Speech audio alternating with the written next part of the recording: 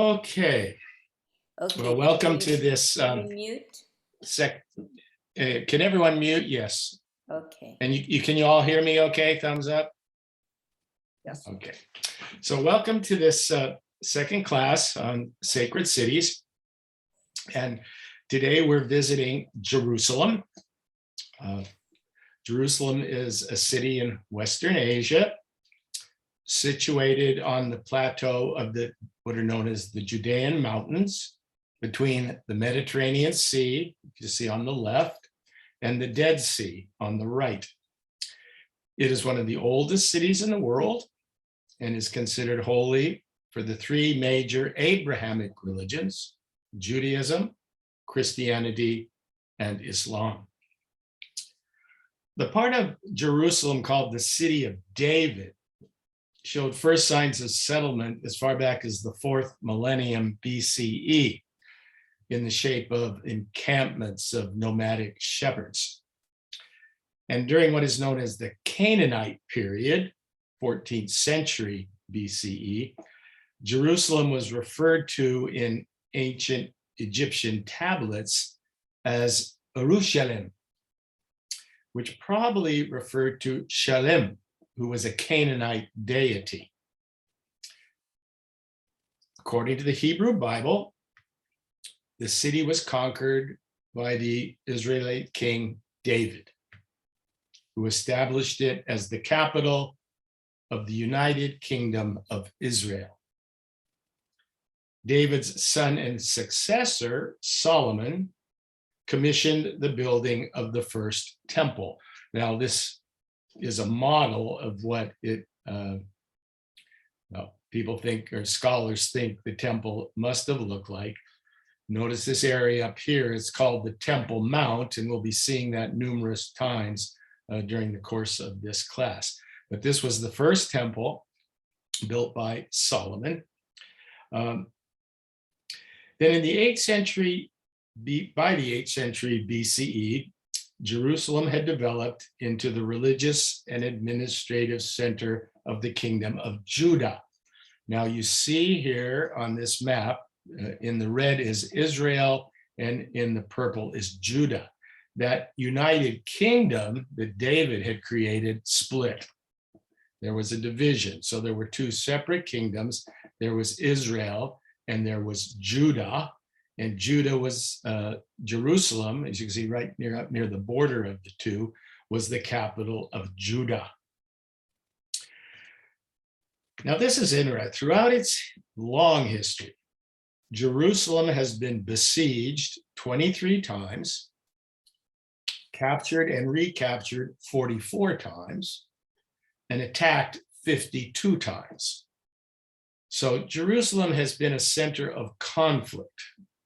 And you'll notice this as we go briefly through some of the history, the conflict that has engulfed this, not only Jerusalem, but this entire area, and unfortunately still does so today.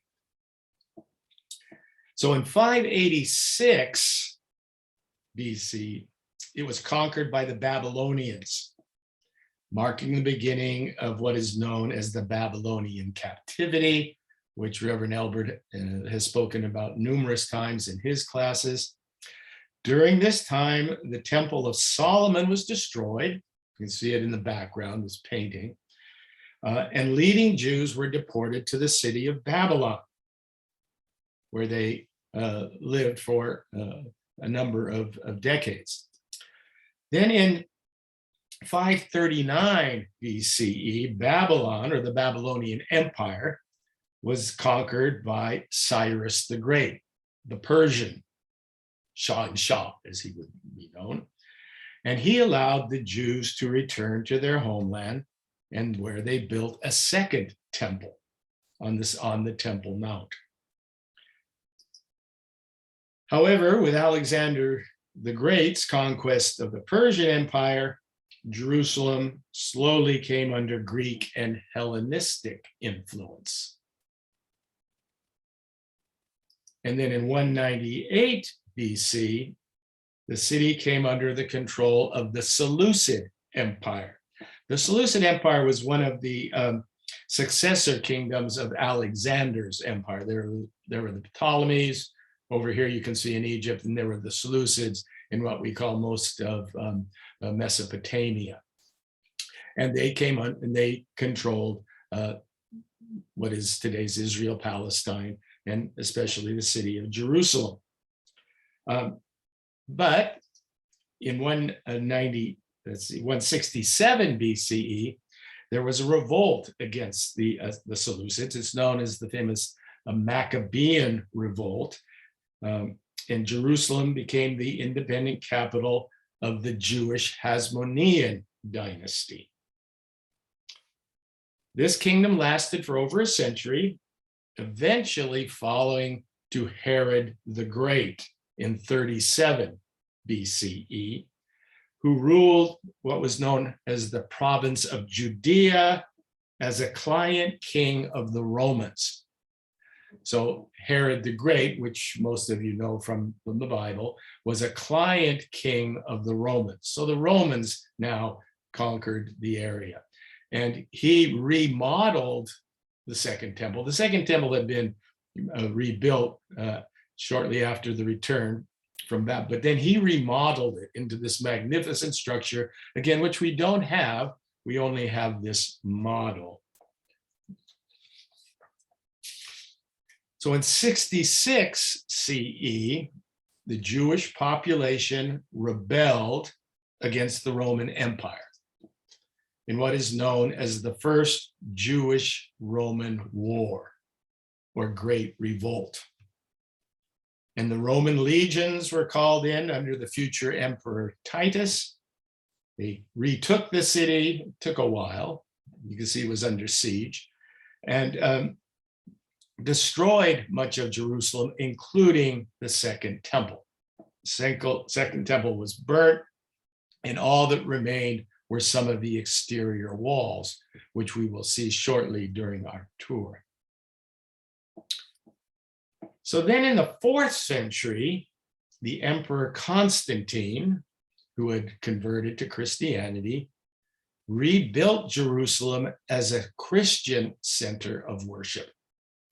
He actually sent his mother, Helena, who is now Saint Helena, to Jerusalem, and she claimed to have recovered the cross of Jesus, as well as to have found his burial site. And again, we'll see that during our tour. You notice the number of times the area has been conquered? This is a continual area of conflict and conquest, and we're not done. Because in 638 CE, one of the Arab caliphate's first conquest was Jerusalem. And in the early centuries of Muslim rule, especially during what was known as the Umayyad Caliphate, which was centered in Damascus, which we'll be visiting next week, in Syria. And you can see on the map where Israel would be, and Jerusalem was conquered and was considered a holy city, as we will see. It's the 3rd holiest city in Islam, outside of Mecca and Medina. It was described by Muslim geographers as, quote, the most fertile province of the empire, very fertile area. And perhaps one reason it was so desirable by many different conquering peoples. Then in 1099, after centuries of Muslim control, Jerusalem was captured by the Crusaders in the First Great Crusade. Unfortunately, it was accompanied by a massacre of Muslim and Jewish inhabitants. For those who are taking the class on Tuesday night, when I'll be dealing with Holy War, I'll give you some of the more gruesome details of what happened during that First Crusade. It was in turn recaptured by this famous Muslim general, you may have heard of him, Saladin, in 1187, who then permitted the worship of all religions within the city. We're not finished. In 1516, Jerusalem was taken over by the Ottoman Empire. which was centered in Istanbul, or what was Constantinople in Turkey. And it dominated, as you can see by this yellow map, the entire area up into North Africa, Mesopotamia. This was the great Ottoman Empire, the last caliphate, by the way. And that becomes significant. I'll try and bring that in later. Its great ruler was known as Suleiman the Magnificent. And he helped construct the walls around the old city, which are still existent today. So following World War I and the defeat of the Ottomans, Jerusalem, and here's a very interesting picture from the early 20th century, just at about this time, Jerusalem came under the control of the British, what was known as the British Mandate in Palestine. Following the war, much of the Ottoman Empire was divided between the French and the British. And the British got Palestine, and the French got Syria, the British got Iraq. It led to a lot of conflict down the line again. But anyway, here's a picture of what the city looked like during the early Mandate period. I should have probably mentioned, in 1917, just as the war was shortly ending, there was something known as the Balfour Declaration. And that was when the British supported a national home for the Jewish people, not a Jewish state, but a national home. And this led to large numbers of Jews then migrating to Palestine, Israel, and Jerusalem in particular. But as a result of so many Jews coming in, conflict developed between the Palestinian Arab settlers who were there and the new immigrants, and the virtual civil war broke out. Here is a picture of the King David Hotel. Here it is on the right today. On the left, it was blown up, actually, by a Zionist group known as the Irgun. So there was a lot of what today would be called, quote unquote, terrorist activity on both sides, both by Arabs and Zionist Jews. The reason the hotel was blown up, it was part of the headquarters of the British in Jerusalem, and it was attacked, and I believe 19 civilians were killed. So after World War II, the British decided to end their mandate, and on May 14, 1948, David Ben-Gurion, the head of the Jewish Agency, declared the establishment of a Jewish state in Israel. And this has resulted in a lot of discussion and conflict over the years, because the initial Balfour Declaration spoke of it as a homeland, not a state. And but with the establishment of Jewish communities, large-scale Jewish communities, David Ben-Gurion, the first prime minister, declared it the state of Israel, which led immediately to war, what is known as the 1948 Arab-Israeli War, in which Israel won a decisive victory. Following that war, Jerusalem was divided into West Jerusalem and East Jerusalem. And if you see the little square of the old city, that's old, that was in East Jerusalem, and that was under the control of Jordan, the state of Jordan. So this was after this 48 war, the division between West and East Jerusalem. In January of 1950, the Jewish parliament, known as the Knesset, passed a resolution that stated Jerusalem was the capital of Israel. And of course, the Holy Mount is in the Old City. Then there was another war, the Six-Day War in 1967. again, in which the Jewish forces were victorious. And since that, and they reconquered all of what was East Jerusalem and parts of the West Bank. And today, Jerusalem is now divided into the new city and the old city, but it is all under the control of the Israeli government. Now, if you notice the map, the new city is much, much larger. The old city is up here, and we'll be spending much of our time in the old city. Now, the old city is divided into 4 quarters. Up in the top right, you see the Muslim quarter. The lower right, you see the Jewish quarter. Upper left, you see the Christian quarter. And lower left, the Armenian quarter. Now that Armenians are Christians, but they have their separate quarter. And then at the right, you see the Temple Mount area, which sits between the Muslim and Jewish quarter. Here are just pictures of each of those 4 quarters. The streets, if you can call them in the old city, they're not wide, they're not avenues. They're all these very narrow cobblestone streets. The one, you can see the picture here and up to the left, you can tell that's the Jewish quarter if you can see the flag in the back up here. Over to the right top is the Muslim quarter. The bottom left is the Christian quarter, and the bottom right is the Armenian quarter. So let's now turn to some of the sacred sites found in the city. It mentioned these come from Jewish, Christian, and Islamic traditions.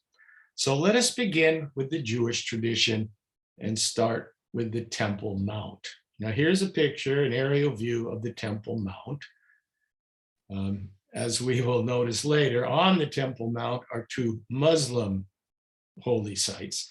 But at one time, this was the area where both the Jewish temples existed before they were destroyed. One by the Babylonians, the second by the Romans. It's considered the holiest site in Judaism. It's considered the place where God's divine presence is always existent. And it's more manifest here than any other place, not only in Israel, but in Jerusalem, in the entire world. This is the sacred space of Judaism. And now do you see why there's conflict? Because in the most sacred space of Judaism, you find 2 Muslim sacred sites. So what exists today in terms of, now see, since Jerusalem was conquered during the 6-day war, technically the Temple Mount is under the control of Israel, but there has been an agreement made with the Muslim Authority because of the 2 sacred sites there. So at the moment, what is considered, I guess, the most sacred site in Judaism is this Western Wall. It's been a sacred site for a long time and is still so today. It's a relatively small segment that's 488 meters. No, it's only a small segment of the 488 meter length Western Wall that goes along the Temple Mount. But it was at one time known as the Wailing Wall, although that's not really a name given to it by Jews themselves. But not only people from Israel, but from out the world, and still do come to this wall to say their prayers. Now you can see a gentleman here, Orthodox, and they put their head up against the wall. Do you see the little pieces of paper in the wall? Those are little prayers that are written and stuck in the wall by people going there to worship and pray. This is interesting. This is called the Western Wall Tunnel. This is underneath the wall itself. This is part that's underground. It's adjacent to the wall, and it exposes the full length of that wall. The open air portion is only 200 feet long. Underneath, you see the entire extent. And if you go to Jerusalem, you can take a tour through this tunnel, which shows you the bottom part of the wall. Another site that's considered very sacred in Jerusalem for Jews is the Tower of David Museum. It's located in a series of chambers in the original citadel, just inside the Jaffa Gate, which is just at the corner of the Armenian section and Christian section. This is a museum which contains archaeological remains dating back 2,700 years. So it's sort of a record in many ways of Jewish history, and it's considered very, very sacred spot, although it's not religiously a place where people go for worship or anything, but it's still considered sacred as tying in with the history of Judaism.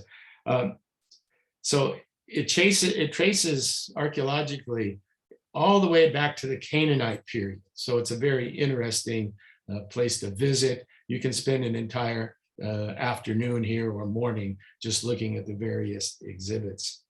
The tower in the background, which you can see, known as the Tower of David, was so named by Byzantine Christians, that was Christians during the Byzantine period, who believed the site to be the palace of King David. And that's controversial, but it was believed to be King David's palace.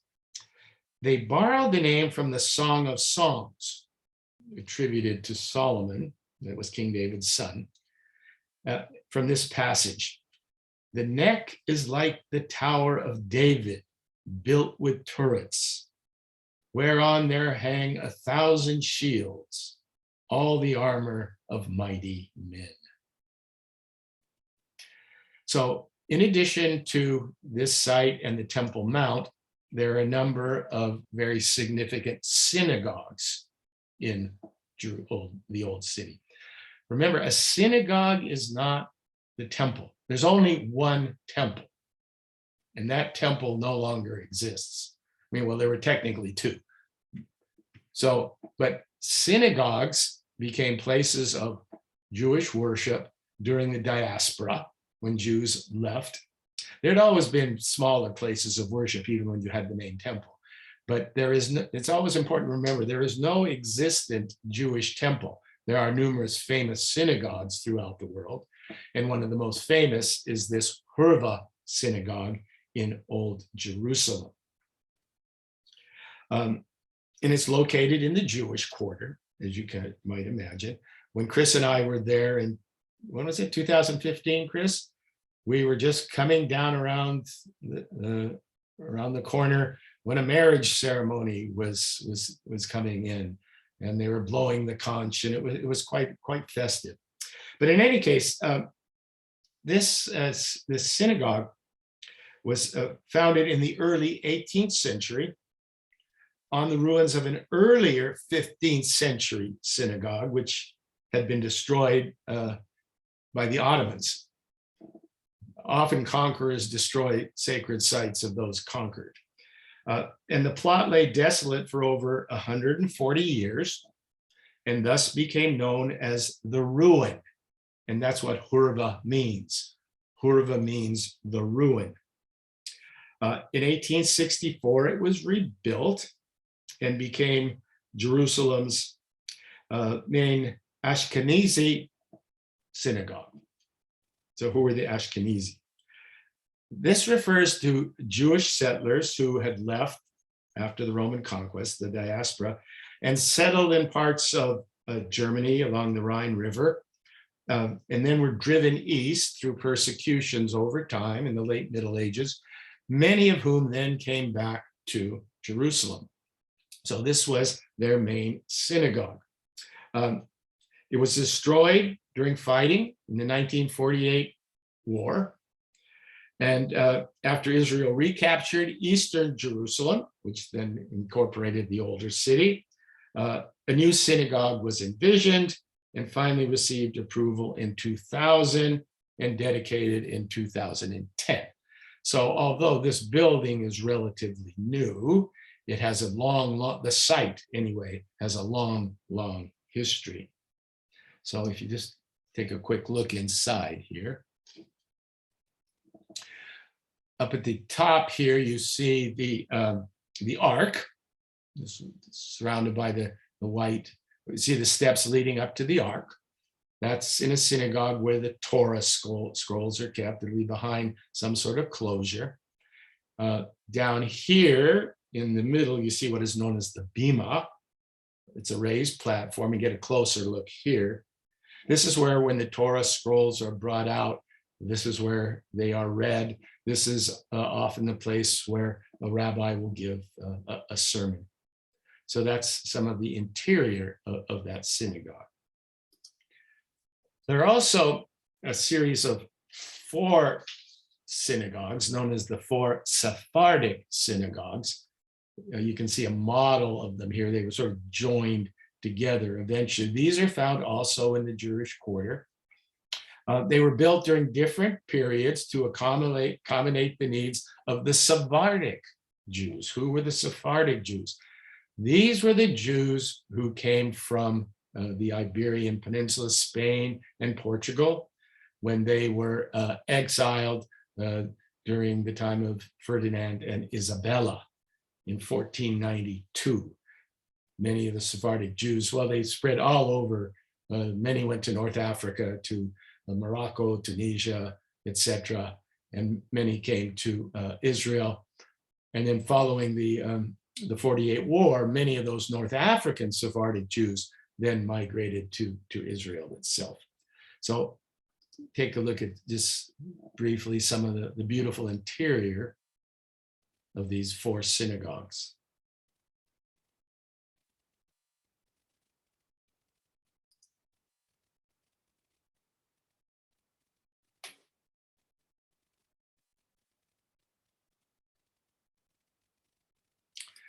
Okay, there are 2 other very significant sites that are found not in the old city, but the new city. The first is the Israel Museum on the left here. Look at the size of this. We visited it one morning. We only went to the building on the right, which is known as the Shrine of the Book. If you look on the left, up at the top left, you can probably see it. It looks very small up by just to the left of that group of trees. It's got that little mound on it. This is the Shrine of the Book. Why is it called the Shrine of the Book? Because it houses the Dead Sea Scrolls. The Dead Sea Scroll, in fact, they can only put 1 or 2. They're very, can you see here how fragile these are and the work that had to be done to put these together? They only show 1 or 2 at a time. You never see the whole collection.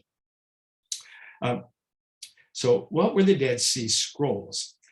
These were scrolls that were discovered at Masada. Masada was the last fortress that held out against the Romans. And the members that were at Masada came from a community known as Qumran. Qumran was a separate community out by the Dead Sea. It was inhabited by what were known as the Essenes. The Essenes were an ascetic, monastic sort of group who were very unhappy with traditional Orthodox Judaism and had moved outside of Jerusalem to this area down by the Dead Sea called Qumran. It was rediscovered, and these in the 19th century, a lot of artifacts and these famous scrolls, which are some of the earliest scrolls of manuscripts that are intact in the Jewish tradition. The second site is known as the Yad Vashem, which is Israel's official memorial to the victims of the Holocaust. The name Yad Vashem which is a memorial and a name, is taken from a verse in the book of Isaiah, which reads, "Even unto them will I give in my house and within my walls a place and a name better than of sons and daughters. I will give them an everlasting name that shall not be cut off." The museum opened to the public in 1957 with exhibits, and here's the museum on the left here, focusing on exhibits from the Warsaw Ghetto, the uprisings in the Sobibor and Treblinka death camps. A new building, which was dedicated in 2005, is connected to 10 exhibition halls. Again, you can spend an entire day at this museum, although I must admit, it's not an easy day, as you can imagine. But all sorts of photographs, all sorts of artifacts from the Holocaust. And what it's really famous for is its Hall of Names, a memorial to the 6 million Jews who perished in the Holocaust. You have pictures of many, and you have the names. As you can see, the pictures are up at the top here. The names surround the area, and they're still collecting them. They're still added as they come in. And down below, you can see this, which was written by a gentleman who was murdered at Auschwitz in 1944. "Remember only that I was innocent, and just like you, mortal on that day. I too had a face marked by rage, by pity and joy. Quite simply, a human face."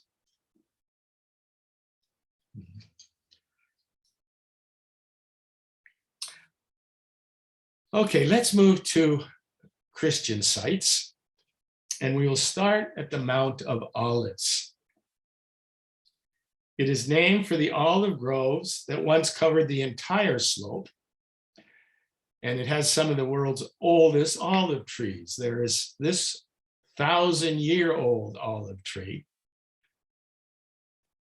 And in addition, although it is largely now a Christian site, it is also the home of a very large Jewish cemetery, which is just outside the eastern wall. Here you can see a picture of it. There are estimated 150,000 graves. And interestingly, if you look at some of the tombstones, it will say on them, "Awaiting the Messiah." Because Jews, especially Orthodox Jews, are still awaiting the Messiah. And of course, from Christian perspective, it's known for the Garden of Gethsemane, where, according to the four Gospels, Jesus underwent the agony in the garden, and where he was arrested before his trial and crucifixion. And as a result, the garden became a focal site for early Christian pilgrims. In 1681, Croatian Knights of the Holy Order of Jerusalem bought the garden and donated it to the Franciscan community. That's the Franciscan monks, Catholic monks, which still own the garden to this day. Now, just to, if you're looking up at the old city gate and you're in Gethsemane, just to the right of the garden is the Church of the Sepulcher of St. Mary, believed by Eastern Orthodox Christians to be the burial place of Mary, the mother of Jesus. The sacred tradition of Eastern Christianity, as distinct from Western, teaches that the Virgin Mary died a natural death, that her soul was received by Christ upon death, and that her body was resurrected on the third day after her death, at which time she was taken up, soul and body, into heaven in anticipation of the general resurrection. According to tradition, her tomb was found empty on the third day. Very interesting correspondence to the story of Jesus himself. The third day, the tomb was found empty. The shroud was found, apparently, and was preserved in this church until 452. And then it was sent to Constantinople, where it is now kept in the Church of Our Lady of Blaşine. If you go to Istanbul, you can go see where that shroud is. Let's take a look inside. This is the stairway that leads down into the crypt. Remember, this is Eastern Orthodox, and you'll probably notice this as we get closer, the type of decoration that you find in an Eastern Orthodox. Lots of icons, lots of hanging lamps, etc.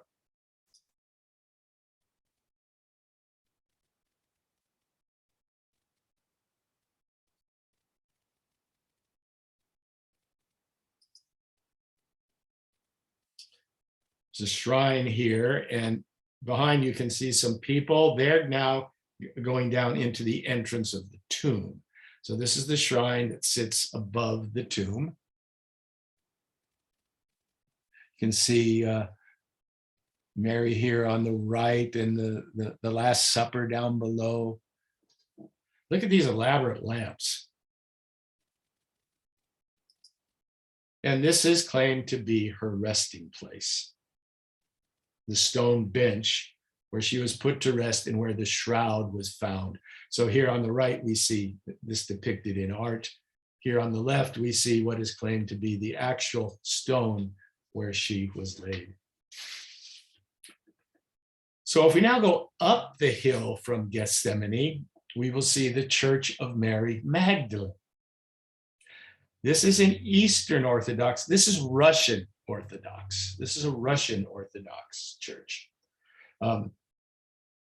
According to the 16th chapter of the Gospel of Mark, Mary Magdalene was the first to see Christ after his resurrection, which is very interesting. A woman is the first to see the risen Christ before any of the other disciples. Richard Rohr makes a pretty big deal of this in his book on the universal Christ.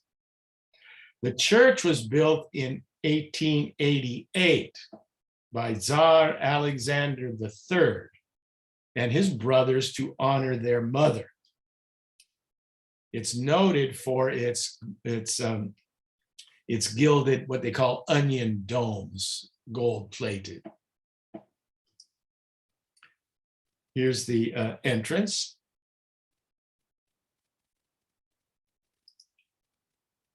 Here's the interior.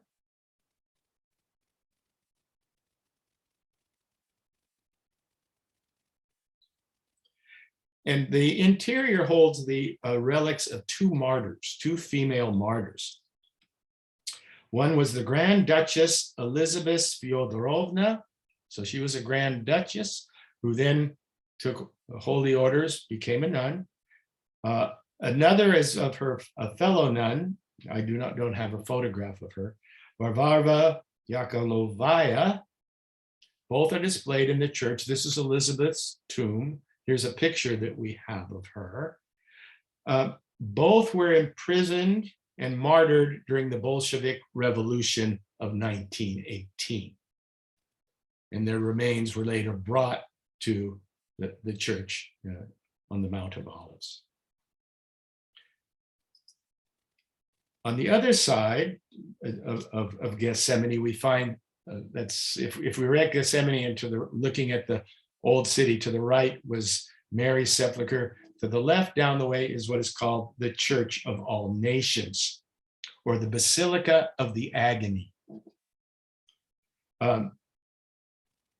Its construction was founded by 12 countries throughout the world, thus it's named Church of All Nations. but really more religiously speaking, the Basilica of the Agony. It's recognized, by its front piece here, and also because it claims that it has within its interior the rock where Jesus wept when he saw the plight of Jerusalem, that famous passage when Jesus wept. And this is, again, held traditionally to be the holy site, the holy rock where he wept. There are numerous other churches, just quickly two, that are perhaps a little more interesting than some of the others. This is a Franciscan church known as Dominus Flavius. It's supposed to be in the form of a teardrop. Can you see that? Again, Flavius in Latin means wept. So again, a spot. This is the spot near where Jesus wept. Then there's the Church of the Pater Noster.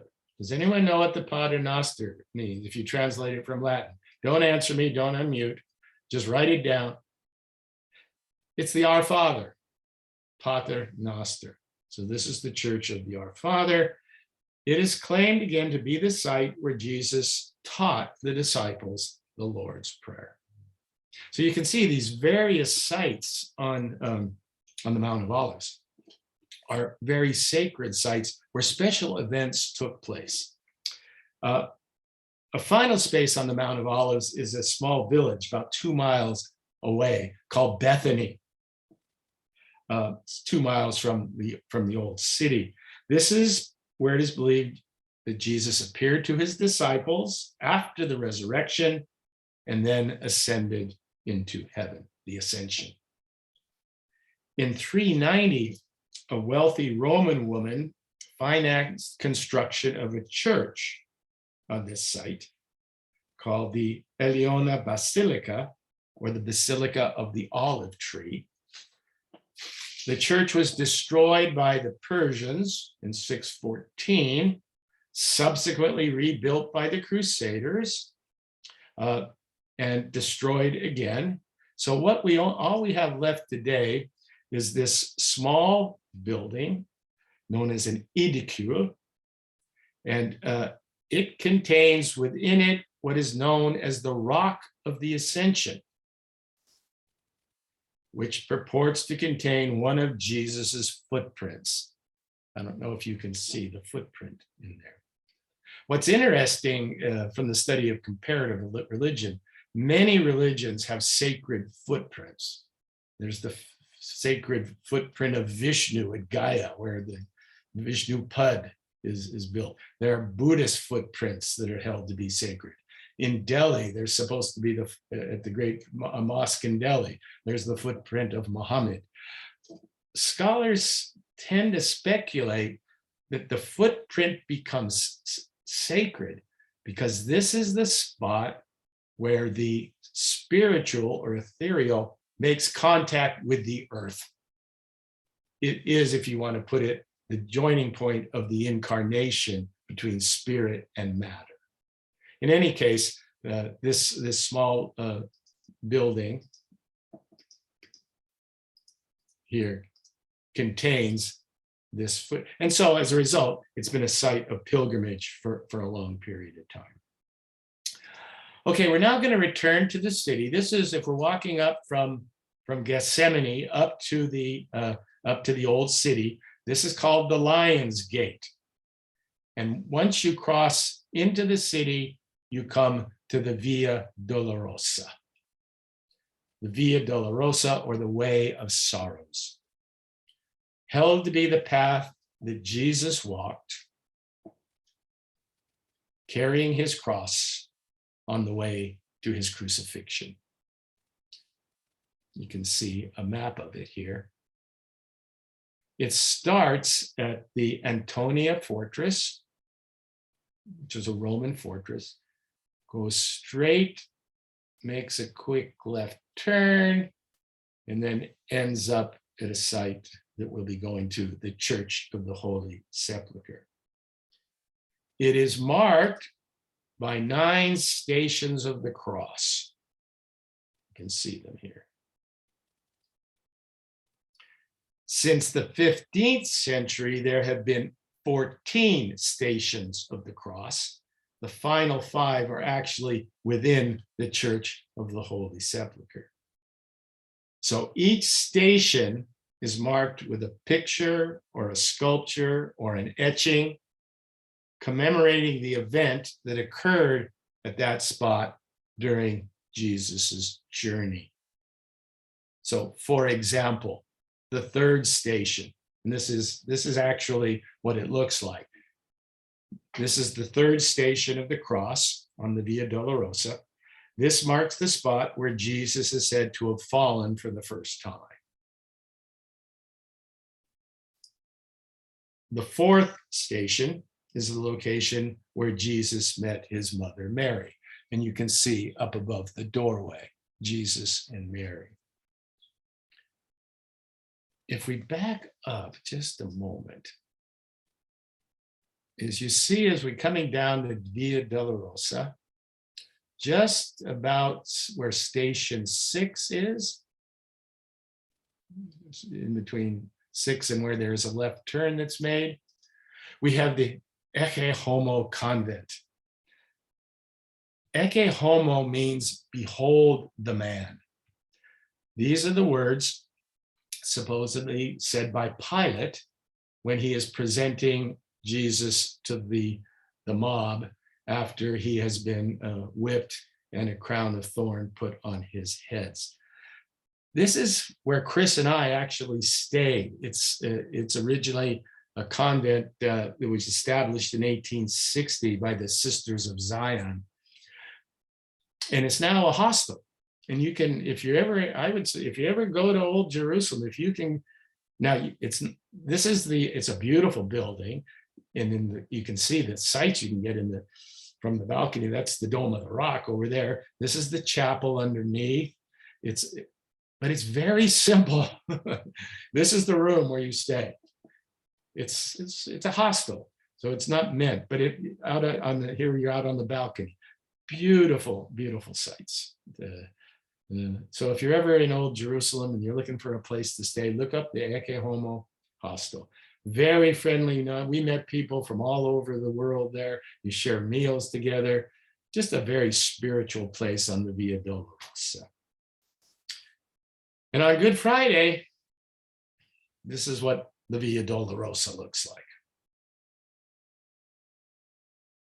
Packed with pilgrims from all over the world. So at the end of the Via Dolorosa is the Church of the Holy Sepulcher. It's located in the Christian Quarter, as you might imagine. So a little bit of history. Following the siege of 70 CE, when the Romans destroyed Jerusalem, it was reduced to ruins. And then in 130, the Roman Emperor Hadrian ordered that a cave containing a rock-cut tomb that had been found be filled up in order to create a foundation for a temple dedicated to the Roman god Jupiter.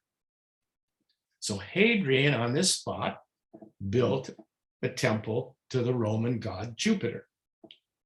After Constantine converted to Christianity, he sent his mother, Helena, now Saint Helena, to Jerusalem, where, among other things, she was searching for Jesus's tomb. And with the help of the Bishop of Jerusalem, at least this is what tradition says, 3 crosses were found near the temple of Jupiter, leading her to believe that they had found Calvary or Golgotha, the place where Jesus was believed to have been crucified. Constantine then ordered the temple to Jupiter to be replaced by a Christian church. Thus, the origin of the Church of the Holy Sepulcher. It was consecrated September 13, 335 CE. Over the centuries, it's been destroyed several times, war, fire, earthquake, each time rebuilt and renovated. So according to tradition, the church contains Christianity's two most holy sites. On the right, Golgotha Rock, you see it here. That's as you actually enter, it's near the entrance. And on the far side, the site of what is said to be Jesus's tomb. So as we come in here to what is Calvary, there is a chapel. Again, you can see the Eastern Orthodox influence. The church is shared by Eastern Orthodox, Russian Orthodox, and Franciscans. Interestingly enough, over the centuries, there's been some conflict and even violence between these groups over who has what control of what part of the sacred site. But in any case, here's the chapel. And here is what is believed to be the Rock of Calvary.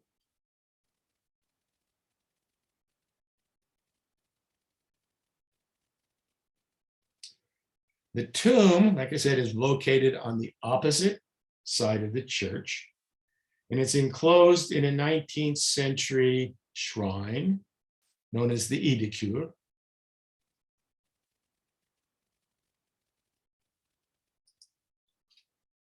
Here's the entry into the shrine.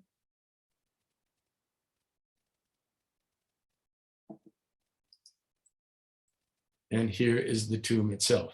Now, see here, this shows you back here, you can see this is an Eastern Orthodox religious. This is a Franciscan.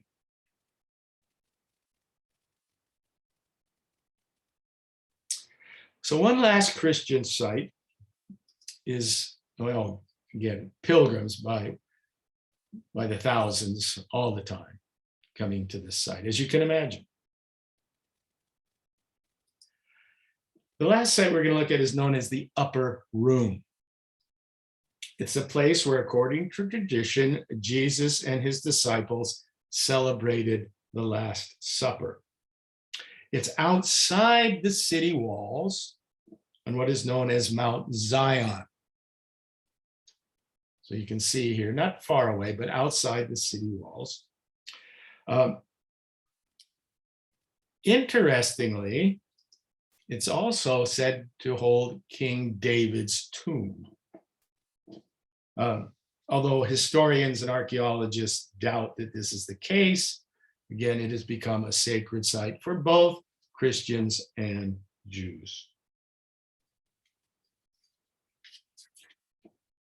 Okay, well, let's now move to the Muslim holy sites. The Dome of the Rock, the two most famous, the Dome of the Rock and the Al-Aqsa Mosque, both located on the Temple Mount.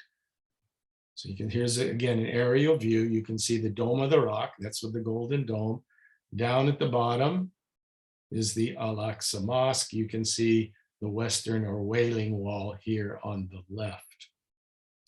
So as previously mentioned, in the year 638 CE, the Islamic Caliphate, the Umayyads, extended their dominion to include Jerusalem, which was held to be the third most holy city in the Islamic world.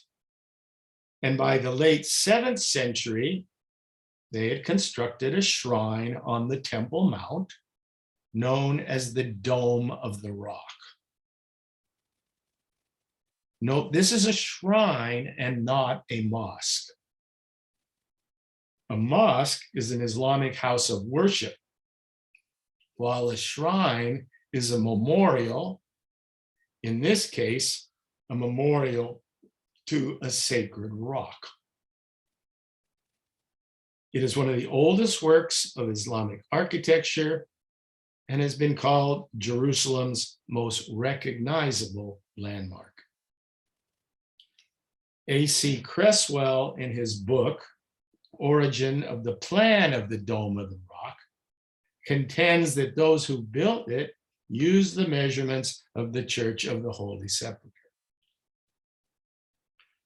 The diameter of the wooden dome is 66.27 feet, and its height is 67 feet. It's mounted on an elevated drum consisting of 16 piers and columns. The outer facade is made of porcelain and mirrors the octagonal design. On the walls, whoops, I just put this in here. You can see there are also some small, almost portico, almost entryways surrounding it. I don't know if you can make out the two characters there. The one in the purple is myself. The one on the left is my good friend, Steve Scholl, who's going to be traveling with me to Nepal shortly. But here are pictures of the dome, and you can see the calligraphy that is abundant on the porcelain of the outer. Here's the dome from the outside and the dome from the inside. This calligraphy comes from passages in the Quran, and this is one of them. So peace is upon me the day I was born and the day I die, and the day I shall be raised alive. Such is Jesus, son of Mary. It is a statement of truth about which they doubt. It is not befitting to the majesty of Allah that he should beget a son. Glory be to him when he determines a matter. He only says be, and it is. So what that means is that in Islam, Jesus is a prophet, very highly regarded. Even the scripture of the Quran states it, and you can find it if you can read this Arabic on the outside of the Dome of the Rock. Here's the interior.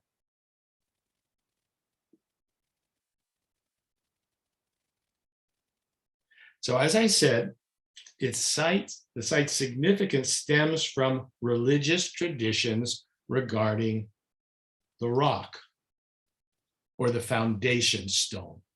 This is looking down at the rock. Again, notice the significance of sacred rocks that we've seen. This is the rock. It has two significant aspects. One, it is said this is the rock where Abraham was asked to sacrifice his son. Isaac, in the Christian tradition, Ishmael in the Islamic tradition. It is also said to be the site from which Muhammad made his night journey to heaven.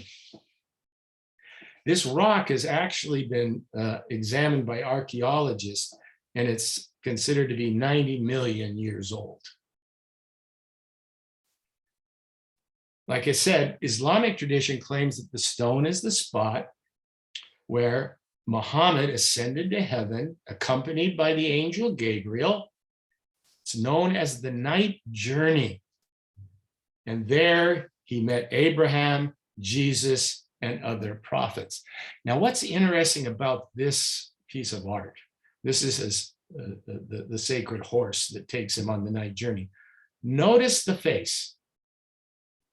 That's Muhammad, but you do not see the face. It's covered in a veil. That's because you will never see a portrait of Muhammad. You will never see a picture of Muhammad, especially his face. The reason being is this prevents him from being worshipped, at least theoretically. He is a prophet. He is not an incarnation. So you will often see that the face is veiled, it's covered over. Now here's another look at the stone, and you notice this hole here up in the upper left. It's called the pierced stone because it is the entrance into a cavern beneath the rock known as the Well of Souls. And the name derives from a medieval Islamic legend that at this place, the spirits of the dead can be heard awaiting Judgment Day. So at the other end of the Temple Mount, here we have the Al-Aqsa Mosque, which you see at the right-hand side. Literally, it means the farthest mosque. And it, again, along with the Dome of the Rock, is the third holiest site in the Islamic world. It was built by an early caliph and then rebuilt in the year 705 CE, destroyed by an earthquake in 746, and then rebuilt by the Abbasid Caliph Mansur. When the Crusaders captured Jerusalem in 1099, they used the mosque first as a palace, then as a church, turned it into a church. But it was restored to being a mosque by the previously mentioned Saladin in 1187. Today, although the old city is under Israeli control, the mosque remains under the administration of what is known as the Jordanian Palestinian Trust.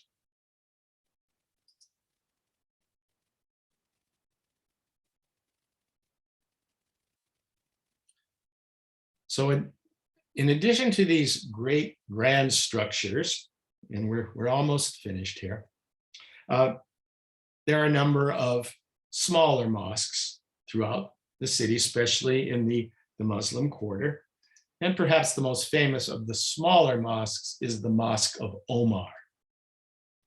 It's located opposite the southern courtyard of the Church of the Holy Sepulcher.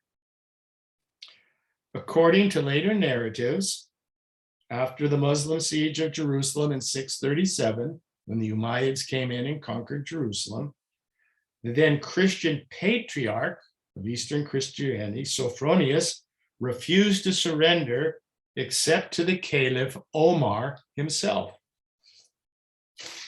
Omar then traveled to Jerusalem and accepted the surrender. He then visited the Church of the Holy Sepulcher, where Sophronius invited him inside to pray. Omar declined so as not to set a precedent and thereby endanger the church's status as a Christian site. Instead, he prayed outside on the steps east of the church, and that's where the Mosque of Omar was eventually built. Okay, before leaving the city, we need to visit one last site that became sacred to my stomach: the Abu Shukri restaurant. There you see myself and my good friend Steve. It's a small restaurant on the Via Dolorosa. It serves what many claim to be the best hummus in the entire Middle East, if not the world. Okay, that sort of concludes our tour of Jerusalem. Next week, we'll be going to Damascus, the capital city of Syria. So let me get rid of my screen and hopefully we can have some questions, comments, thoughts.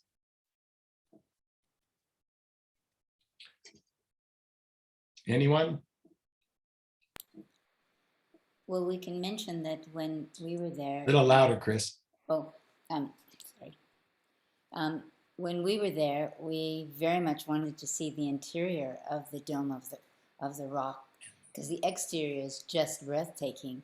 And there were two guards outside, and they said because of security, people weren't allowed to be inside. Unless they were Muslim. Yes. Yeah. Now, if we wanted, I guess we could have said we were Muslim. Because there are Muslims all over the world. There are American Muslims. American Muslims go there and visit the Dome of the Rock. That's true. But for some reason, that just didn't seem like the right thing to do, to use a falsehood to get into a sacred site. So, but you can see some photographs of it. And hopefully, if things ever come to a little bit of a relationship in Israel and in Jerusalem, non-Muslims will be able to enter those sites again.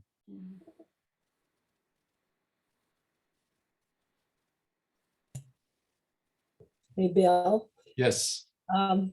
When we were in Ephesus in Turkey, there was it was the Chapel of Mary, and they said that that's where she died. Yes. Yeah. Remember, this is an Eastern Orthodox tradition. So different traditions had different stories.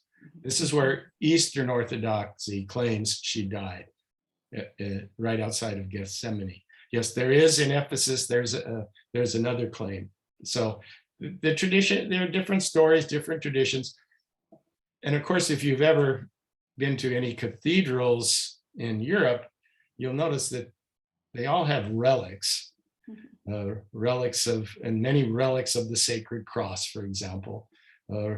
And sometimes, these are just sacred, believed to be sacred objects, and different stories abound about them. So yeah, you can find different stories about Mary, about all sorts of saints, etc. And to me, it makes it rich. It's a rich fabric. Thank you. Yes, one of the churches that we were in Italy, was it? They had the hand of John the Baptist. Yeah, in Siena, the cathedral in Siena Right. had the hand of John the Baptist. Of course, there's the Shroud of Turin. There are the nails of the Holy Cross. These are often found in cathedrals. And I think, Carol, what we were talking about today when we were having our Richard Rohr reading is that sometimes religious experience is better accomplished by symbols and actual material objects than just words. When you read words, they're very abstract. Whether it's true or not, whether you believe, here's the hand of John the Baptist, here's the nail. It's very organic in the emotion that it gives to those who believe, as opposed to just hearing words or hear scripture read. That's really true, because that's what I was thinking of, the complete difference with the Richard Rohr book to seeing the people at the wall, weeping wall, and the Yes. Jews and Orthodox Jews, and all the symbols and candles, and he's on the other end saying it's within us, and not so much symbolism, but it was interesting. Yes, yeah. Yeah, I think, what's the purpose of a religious ritual? It's to create a feeling, a sacred feeling. And often feelings come more from action and objects than just reading an abstract word. Mhm. So the Catholic Church, if you look at Catholic Mass compared to Protestant services, what is a Protestant service centered on? What's the main event of a Protestant service? The sermon. The sermon. The sermon, the words. Now there can be good preachers but it's the word. Catholic churches, there can be a brief sermon, but it's the ritual. It's the Eucharist. It's the icons. It's the feeling that you get when entering a sacred space. Whereas generally in Protestant churches, unless they're high Episcopal, which of course that's my background, it's the sermon. It's the word. I don't know, is Albert still with us? I don't think so. No, he's would you want to comment? Would you like to make a comment on, did you hear what I just said, Albert? Yeah, about what the focal point of worship. Yeah. So in yeah, Protestant churches tending to be on the sermon as opposed to in Catholic masses, the symbolism and the different denominations, even within the Protestantism, it varies. We know differently in the Catholic Church.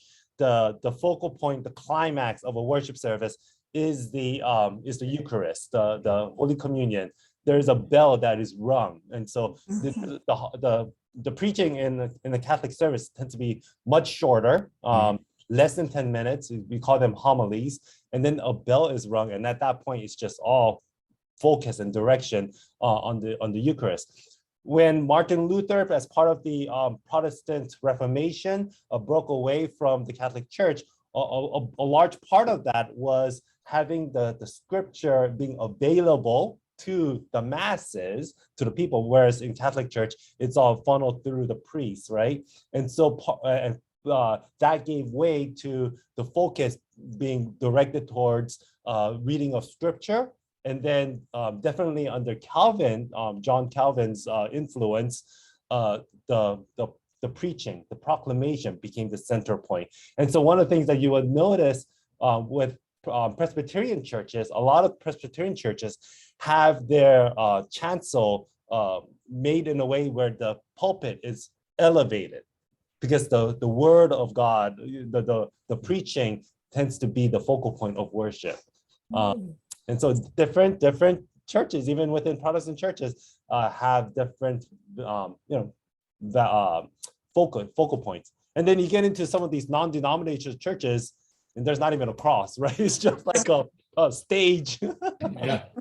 Yeah. And talk about symbols. A little louder, Chris. Let's talk about symbols having meaning. When we were there and we visited the Garden of Gethsemane, I was looking at the olive tree, and tears were rolling down my face. And it's okay, I was just looking at the olive tree, but to me it had a symbolic, representation. And I think that's when people have the feeling of their faith rather in as well as the words. And I think what you just shared right there, it's the power of the pilgrimage. That's these journeys, these travels to these sacred sites, pilgrimages, is so powerful, because it just takes you there, and then you have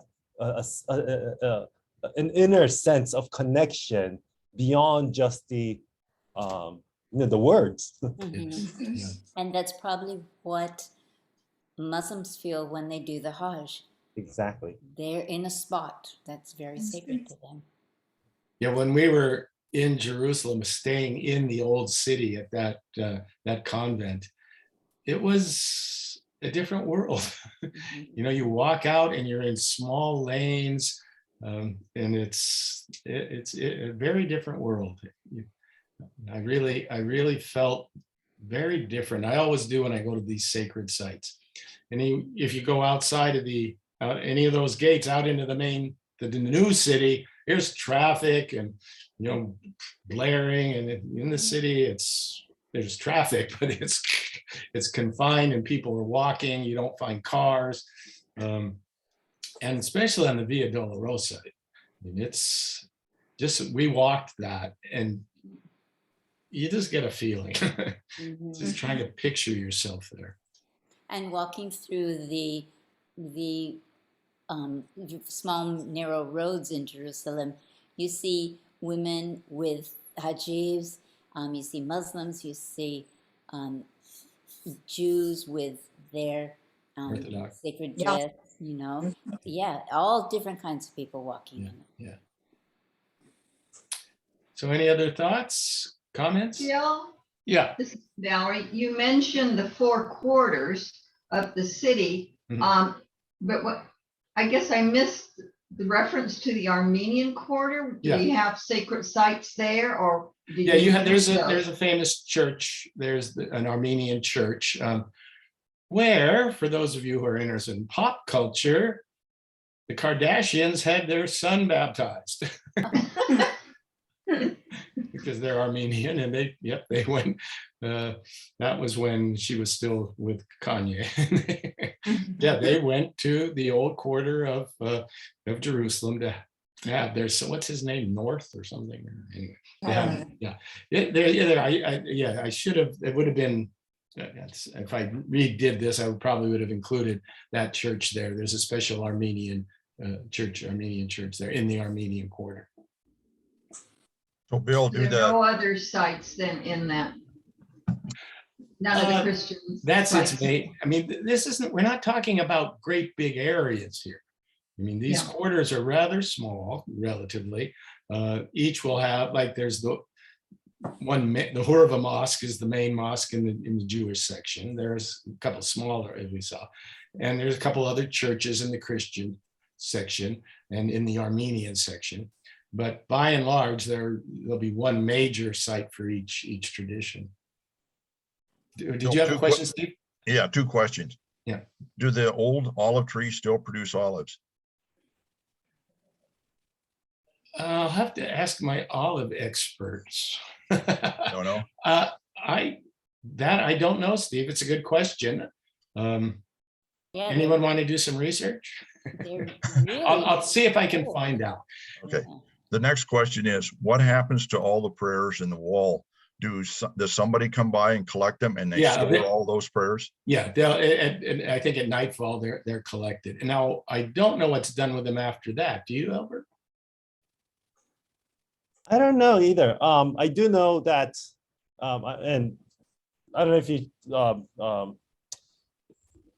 if you go to the Western Wall, a lot of people don't realize that the reason why the Western Wall is so sacred is, other than the fact that it's the only remaining portion of the Temple Mount from the ancient times, but it's the way the temple would have been situated. The Western Wall would have been the closest to the Holy of Holy Yes. of the and so that's why it's so holy. That's where for the Jewish faith, it's the closest spot that they can get to the Holy of Holies. Yeah, I think when we were in the temple, when we were in the underground right tunnel, they pointed up to where they thought the spot was. right underneath, right? Yeah. And even with the wall is actually a sort of facing the wall right of where the Holy of Holies would have been. So on the left of that, there's actually a little room that you go in that would have been right adjacent to where the Holy of Holies room would have been. Because again, the way the Temple Mount is, it gets built on top of each other. And so the temple would have actually been below where the Dome of the Rock would have been. Okay. And I just one other thing, Bill. Yeah, I loved your explanation of the foundation rock. Right. Sometimes they call it the creation rock. Right. I didn't realize that I've always wondered why they kept calling it the creation rock, but I didn't realize archaeologists have actually done the test. But to come up with 90 million years old, it's just mind-boggling. Yes. Yeah. Right. That's a foundation. That's why it's the foundation rock. Yeah. Okay. Well, again, thank you all for taking your time out this afternoon. The next 2 weeks, we'll be visiting cities which I would imagine people aren't quite as familiar with. Damascus in Syria, which is, of course, largely a Muslim city, but has a lot of Christian heritage too. And then in the final week, we'll go to India and Varanasi, the Hindu holy city. So again, thanks for attending, and hopefully we'll see you next week.